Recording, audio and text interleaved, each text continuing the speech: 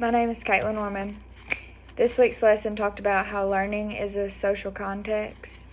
Most of our knowledge comes from personal experiences as well as from other people that we come in contact with.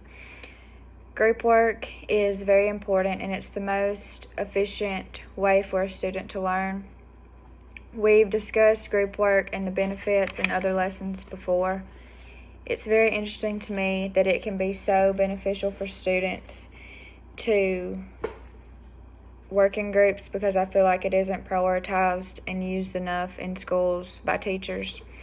Social interaction with peers is also important and affects the students' learning abilities.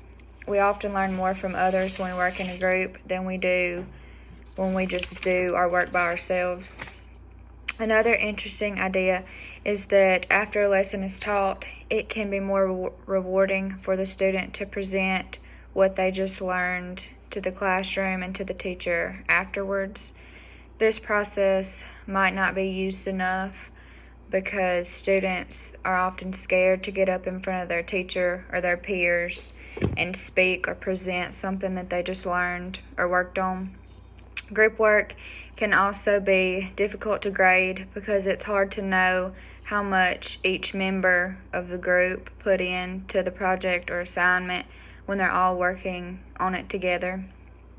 I know when I was younger in middle school and high school, I hated working in groups and working with other students and sharing my thoughts or having to present something or information in a group. But now, looking back on it, I've realized that I learned a lot more from others, and by doing that I also gained new friends, and I learned more about other people.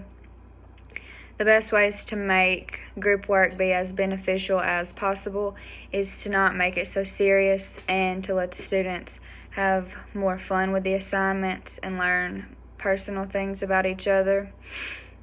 PowerPoints can also be a good way to present group work. It will be easier to grade and see how much each student contributed to the PowerPoint by assigning one or two slides to each student in the group so they can put their own information and thoughts into that and present it to the classroom.